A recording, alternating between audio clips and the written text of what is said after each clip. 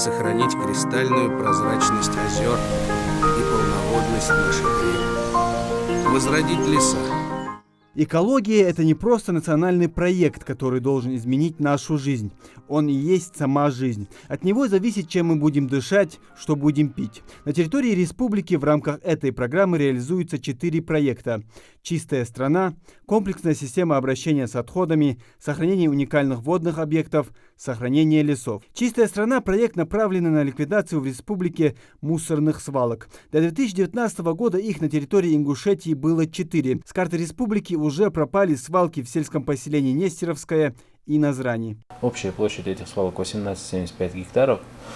Улучшенные условия проживания 150 тысяч человек этими мероприятиями. Мероприятие реализовано довольно-таки хорошо. Это, наверное, в Российской Федерации единственный опыт, когда свалки ликвидируются с вывозом отходов с участка.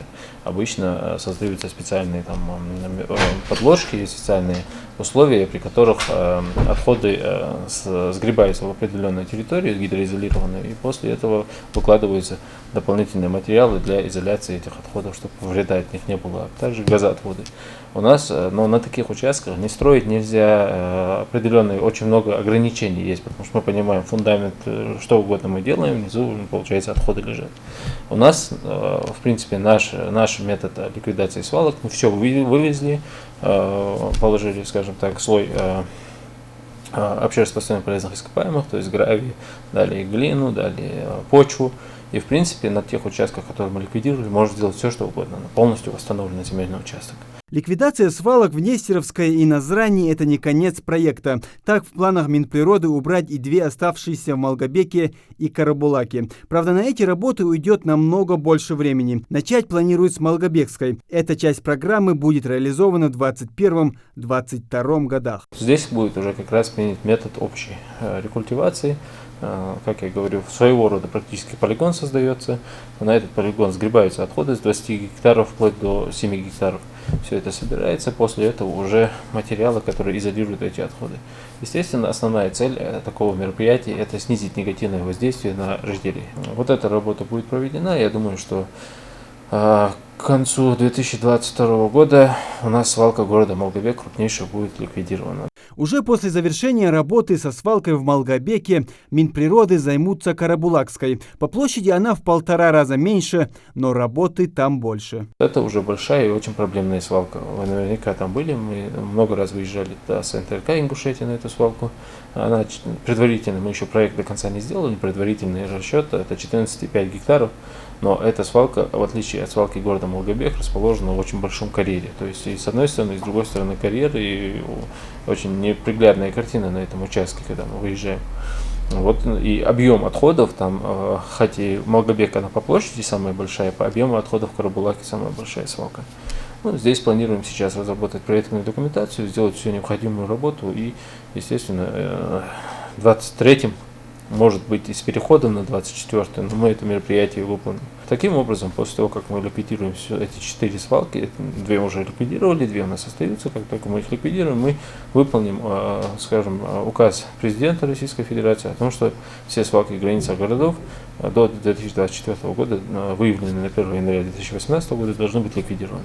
После ликвидации свалок городских в Министерстве природы республики займутся засельские. Остается открытым вопрос, куда девать все эти отходы в дальнейшем. Для этого нужно создавать мусороперерабатывающие комплексы, а также установки, чтобы обезвредить утиль. Сегодня на территории Ингушетии только 1 завод по сортировке мусора, а объекта утилизации и вовсе нет. Эти работы тоже предусмотрены в рамках нацпроекта.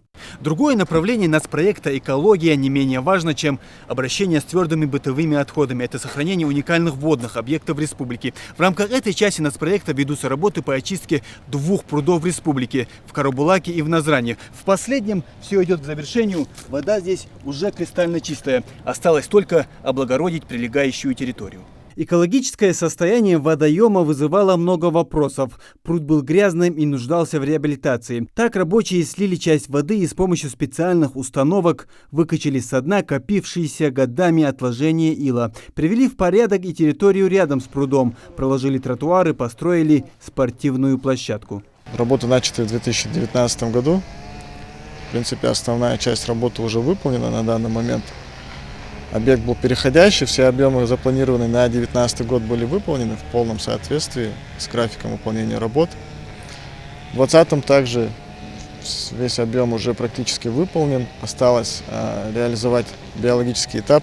Последняя часть нацпроекта не менее важная, чем первые три. Сохранение лесов – это обновление легких мира. Именно от количества деревьев зависит чистота воздуха. Исходя из этого, на территории республики высажено более 30 гектаров зеленых насаждений. Проведено лесовосстановление и лесоразведение в объеме 30 гектаров. Это на территории Нестеровского, Галашкинского и Новорязанского участкового лесничества.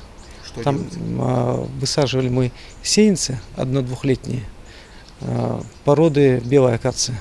Белая акация выбрана не случайно. Дерево славится своей неприхотливостью, хорошо приживается, а также ее корни способствуют укреплению почвы в местах с обрывами для избежания оползней. Кроме того, наличие этой породы также большой плюс для пчеловодов и подарок для пчел. А нацпроект «Экология» почти прошел половину своего пути. Его начали реализовывать в 2018-м, завершить планируют в конце 2024-го. Муслим Ганиев, Майырбек Миржоев, Новости 24.